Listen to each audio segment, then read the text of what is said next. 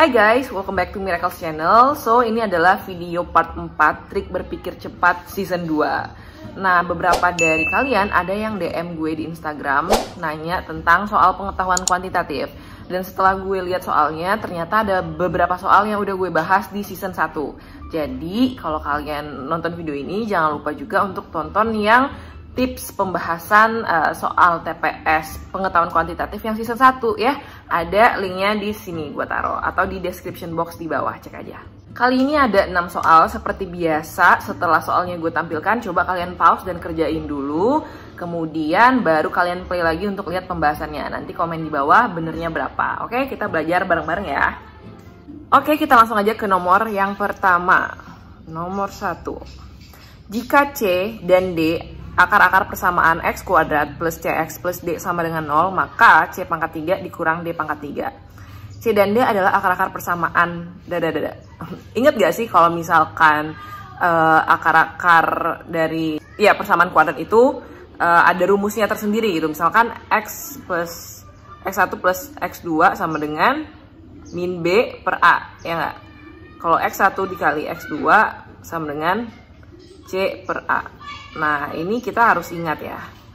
Nah, sehingga kalau dia ngasih tahu nih C dan D akar-akar persamaan bla bla bla, berarti kita bisa tuliskan kalau misalkan kita jumlahkan X1 dan X2-nya, yaitu C plus D min B per A, berarti kan min B ini ya, ini B-nya kan. So, min C, A-nya 1, X kuadrat, ini A. Ini A-nya. Berarti 1 ya, koefisien dari X kuadrat 1. Berarti C plus D sama dengan min C. Oke, kemudian kita lihat lagi yang satu lagi, X1 dikali X2. Berarti C dikali D, ya kan? Karena kan C dan D itu adalah akar-akarnya. Berarti C dikali D sama dengan C per A. C itu adalah ini, ya. Oh ya, buat yang belum tahu, kalian aja ada yang belum tahu ya. Ini itu diambil dari bentuk ini loh, AX kuadrat plus BX plus C. Nah, jadi tinggal kalian lihat aja di formasi ini, mana A-nya, ini mana yang jadi A-nya, mana yang jadi B-nya, mana yang jadi C-nya gitu ya. Nah, C kali D sama dengan C per A. C per A, C-nya kan D ya. C-nya ini, A-nya tadi 1. Oke, berarti C kali D sama dengan, ya ampun, C kali D sama dengan D, it means that ini bisa dicoret, C sama dengan 1, gitu enggak? Ya kan? Kalau gitu ketemu dong D-nya berapa. Kalau C-nya sama dengan 1 berarti 1 plus D sama dengan min 1. D sama dengan min 1 dikurang 1 min 2. Gitu kan? Berarti C pangkat 3 dikurang D pangkat 3 sama dengan 1 pangkat 3 kan 1 aja, langsung aja. 1 dikurang min 2 pangkat 3 min 8. 1 ditambah 8, 9. Jawabannya yang D. Gitu. Udah deh, gampang kan? Yang penting ini kita jangan lupa. Oke, kita lanjut ke nomor 2. Nomor 2 masih tentang akar-akar persamaan. Kita baca dulu ya. X1 dan X2 adalah akar-akar persamaan 2X kuadrat plus 8X plus M sama dengan 0. Jika X1 kuadrat dikurang X2 kuadrat sama dengan min 24, maka harga M adalah, harga ini maksudnya value, nilai M. Kita mencari nilai M ini ya, C-nya gitu. Oke, nah di sini kalian tuh harus curiga bagian sininya nih. Nah, X1 kuadrat dikurang X2 kuadrat sama dengan min 24. Kalau misalkan X1 kuadrat dikurang X2 kuadrat, ingat gak bentuk ini itu bisa difaktorisasikan gitu. Jadi X1 plus X2 dikali X1 min X2, ya enggak? Ya kan?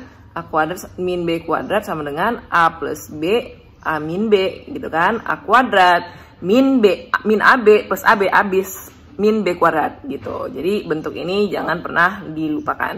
Oke? Nah, ya udah berarti langsung masukin aja. Ini kan min 24 nih. Katanya kan. Nah, kemudian X1 plus X2. X1 plus X2 ini, again, sama kayak di soal nomor 1 tadi. Kalau X1 plus X2 ini berarti adalah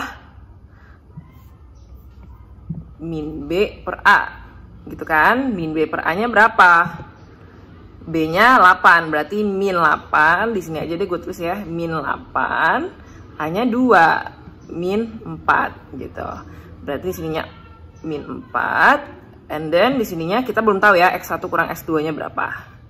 Nah, kalau gitu tinggal pindah ruas, X1 kurang X2 sama dengan min 24 per min 4, 24 bagi 4, 6. Ya kan? 6 gitu. Nah, dari X1 dikurang X2 sama dengan 6, ini kita bisa eliminasi dengan X1 plus X2. Gini-gini, X1 min X2 kan 6. X1 plus X2 tadi udah dapet kan? Min 4. Biar kita dapat nilai X1 dan X2-nya, ya udah kita eliminasi aja boy gitu. Kita kurangin min 2 min X2, min 2 X2 sama dengan 10, X2 sama dengan min 5. Kalau gitu X1 sama dengan, masukin ke sini coba, X1 sama dengan min 4 ditambah 5, 1. Nah, ya udah, tadi pertanyaannya adalah nilai M. Kalau gitu, nilai M ini kan C ya. Berarti X1 kali X2. Kita tulis di mana ya? Di sini aja deh. Maaf ya, ini mondar-mandir. Dari ya, X1 kali X2 sama dengan C per A. C per A-nya adalah M per 2. Berarti M per 2 ini sama dengan min 5 kali 1. Min 5. M sama dengan min 10. So, jawabannya yang A. Gitu. Nah, jadi awalnya kita cari dulu dari yang diketahui ini. Apa nih yang bisa didapat nih dari informasi ini? Bahwa X1 dikurang X2 sama dengan 6 gitu kan. Nah, kita mau cari nilai X1 dan nilai X2-nya dulu, biar kita bisa dapat nilai M-nya berapa. Kita dapat X1, X2-nya dari eliminasi yang ini. Gitu kan, kita eliminasi, dapatlah X2-nya min 5, X1-nya 1. Nah, terus kita masukin ke X1 kali X2. X1 kali X2 itu kan rumusnya C per A. C-nya apa? C-nya M. A-nya apa? A-nya 2, berarti M per 2 sama dengan min 5 kali 1 gitu. Berarti M sama dengan min 10. Gitu aja, selesai. Gimana? Bener gak? Gampang kan? Oke, kita lanjut ke nomor 3. Oke, kita lanjut ke nomor 3. Ini juga gampang banget guys. Gampang banget, seriusan. Yaudah kita baca ya. Operasi bulat pada himpunan bilangan bulat. Oke, sama-sama bulat. Didefinisikan dengan aturan bla bla bla. Nilai bla bla bla adalah. Oke, ini kita ngacunya kepada ini ya, definisi ini. Nah, sekarang pertanyaannya adalah 2 bulat dalam kurung 2 bulat 3. Ini kita langsung masukin aja ke yang diketahui di sini. Nih, gampang banget, tinggal kita ganti aja XY-nya jadi 2 dan 3 gitu. Nah, tapi first thing first, kita harus kerjakan dulu yang dalam kurung ya. Ini kan bentuknya gini ya. Duh, kenapa jadi 2 bulat dalam kurung 2 bulat 3. Nah, ini kan aturannya adalah X bulat Y. Ini 2 bulat bla bla bla bulat lagi. Berarti kita harus kerjain dulu ininya. Aduh, salah. Kita harus kerjain dulu ininya biar dapet 2 bulat suatu angka gitu kan. Ini nanti kan suatu angka gitu. Jadi kita harus kerjain dulu yang di dalam kurung. Berarti ini gimana caranya? 2 bulat 3 itu sama dengan 2 kan X, 3 Y. Berarti 2 pangkat 3 dikurang 3 gitu kan. 8 kurang 3, 5. Nah, berarti lanjut ke atas ya. 2 bulat 5 gitu. Sama aja, ikutin definisi yang ini tadi. X bulat Y. Di sini berarti 2 pangkat 5 dikurang 5. 2 pangkat 5 berapa? 32. 32 kurang 5 berapa? 27. Karena 27 tambah 5, 32. Gitu. Maka jawabannya yang D. Kepencet mulu guys. Oke, jawabannya yang D. Gampang banget kan? Ini gampang banget sih soalnya. Oke, kita lanjut ke nomor 4. Nomor 4, ini masih gampang banget juga. Semuanya start dari mindset bahwa ini soal gampang. Oke, kita lihat. Jika A tidak sama dengan 2, maka bentuk 4 min A kuadrat per 3A min 6 senilai dengan... Oke, kita tulis dulu deh nomor 4. By the way, di sini maksudnya jika A tidak sama dengan 2 ini, biar bawahnya itu nggak sama dengan 0 ya kan. Karena kalau A-nya sama dengan 2, berarti penyebutnya kan 3 kali 2, 6, 6 kurang 6, 0. Nah, nanti 0 per 0 tidak dapat didefinisikan. Makanya dia bikin syarat itu A tidak sama dengan 2. Oke, ini intermezzo aja. Nah, ketika kita melihat pecahan kayak gini, kayaknya lebih enak di atas ya. Di atas aja guys. 4 min A kuadrat per 3A min 6. Nah, dari angka ini lo timbul kecurigaan nggak? Kalau kata sabda PS tuh principle of curigation gitu. Jadi angka ini kita bisa otak-atik gimana caranya biar ada yang bisa dicoret, ya nggak sih? Nah, ini kalau kalian perhatiin baik-baik, 4 min A kuadrat kan A kuadrat lagi. 4 itu kan 2 kuadrat. Min A kuadrat. Nah, keinget nggak ini bentuk apa? A kuadrat min B kuadrat sama dengan A plus B A min B kan? Oke, berarti itu bentuknya 2 plus A, 2 min A. Ya enggak? 4 min A kuadrat gitu. Nah, bawahnya ini kan bisa dibagi 3 ya dua-duanya. Berarti 3A min 2. Kita keluarin 3-nya karena 3A bisa dibagi 3, min 6 bisa dibagi 3. Bener kan? Nah, sekarang bentuknya udah kayak gini. Belum ada yang sama, belum bisa dicoret. Nah, tapi kalau kalian lihat lagi lebih deket gitu, ini kan A-2 nih. Ya kan? Di sini A-2, di sini 2 min A. 2 min A dibagi A-2 itu kan min 1. Ya enggak? 2 min A sama dengan min 1 kali A min 2. Gini, 2 min A sama dengan min A plus 2. Ya kan? Ini kali ke sini. Gitu. So, berarti ini bisa dicoret sama ini. Jadinya min 1. Ya kan? 2 plus A per 3. Gitu. Langsung kita kalikan aja. Min 2 min A per 3. Jawabannya ada pasti. Jawabannya yang D. Tinggal dibalik aja ya. Min A min 2 per 3. Yang D. Selesai deh pekerjaannya. Kan gampang sekali gitu. Jadi kita harus memunculkan principle of curigation itu ya. Karena pasti bisa diapa-apain. Gak mungkin stuck di sini. Kalau stuck di sini doang ya nggak ada jawabannya dong, ya kan? Sementara ini semuanya bentuknya beda dari ini, jadi pasti bisa diotak-atik. Tinggal kita harus jeli nih, mana nih yang bisa diotak-atik gitu. Kuncinya adalah sering-sering latihan soal dan diawali dengan mindset bahwa ini soal tuh gampang. Oke deh, kita lanjut ke nomor 5. Nomor 5 ini adalah favorit gue guys, karena ini adalah soal eksponen. Jadi eksponen tuh kayaknya kelihatan sulit tapi gampang banget ya. Oke, daripada lama-lama kita langsung coba kerjakan nomor 5. Di sini aja. Nah, pertama kita ubah dulu ke bentuk pangkat penyebut ya. Pangkat penyebut itu maksudnya gimana? Jadi kan ini dalam bentuk akar nih. Ya kan? Nanti kan pilihannya adalah bentuknya eksponen angka gitu. Jadi ya udah kita ubah dulu si ABC ini ke dalam bentuk yang pangkat sebuah angka gitu. Nih, misalkan akar BC berarti kan B pangkat setengah dikali C pangkat setengah, ya kan? Per ini kan kalau di dalam akar berarti dia pangkat setengah kan. A pangkat 4 per 2. Ya enggak? Karena kan A pangkat 4 dikali setengah. Berarti 4 per 2. Atau mau 2 juga boleh langsung bisa. Gitu ya. 4 per 2 kan 2. Terus dikali B pangkat 5 per 2. Ingat ya guys. Kalau misalkan dia di dalam akar itu berarti dia pangkat setengah. Ini kan ada 2 nih di sini. gitu. Kalau nggak ada angkanya ya berarti ini 2, auto 2 gitu. Makanya kalau dia diubah jadi bentuk eksponen gini, ya pangkat setengah.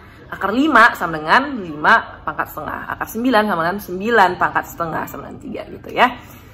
Oke, sama dengan AB. Nah, kalau kayak gini, kan yang ditanya adalah C. Berarti kita pindahin A dan B ke sisi sebelah kanan. Biar C-nya kita tinggalin di sisi sebelah kiri gitu. Jadi kita pindahin yang penyebutnya dulu aja deh ya, satu-satu ya. B setengah, C setengah sama dengan AB dikali A pangkat 2. A pangkat 2. A pangkat 4/2 tuh langsung aja ya, kita ganti A pangkat 2 dikali B pangkat 5/2. Nah, ini kita langsung jumlahin aja. Masih inget gak sifat-sifat eksponen? Kalau dia dikali berarti pangkatnya dijumlahkan. Ini A pangkat 1 dikali A pangkat 2 berarti A pangkat 3 gitu ya. Terus B pangkat 1 ditambah dikali B pangkat 5/2 berarti jadinya B pangkat 7/2 gitu. Nah, ingat ini masih ada B pangkat setengahnya lagi. Berarti C pangkat setengah sama dengan A pangkat 3 dikali B 7/2 per B pangkat setengah. Gitu kan? B pangkat setengahnya kita pindah ruas ke kanan. Nah, ini kan C-nya masih berupa pangkat setengah. Yang diminta apa? Yang diminta C doang nih, pangkat 1. Gitu. Gimana caranya C pangkat setengah ini jadi C pangkat 1? Berarti kita kalikan dengan pangkat 2 atau kita kuadratin, ya enggak? Yang kiri dikuadratin, yang kanan juga dikuadratin. Gitu. Berarti gini kan, C pangkat setengah dikali 2 sama dengan C kan. Nah, yang variabel yang kanan juga kita harus kuadratin semuanya gitu.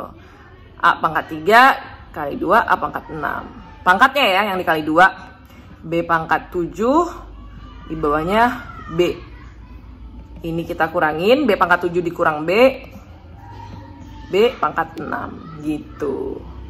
Maka jawabannya yang E gitu deh.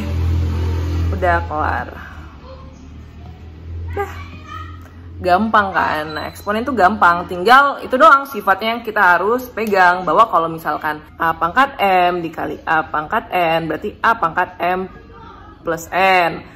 A pangkat M dibagi A pangkat N sama dengan A pangkat M dikurang N. Udah, itu aja yang harus dipegang untuk soal ini gitu. Kita lanjut ke soal terakhir. Yeay! Rambut gue udah basah guys, karena keringetan ini gue duduk di teras.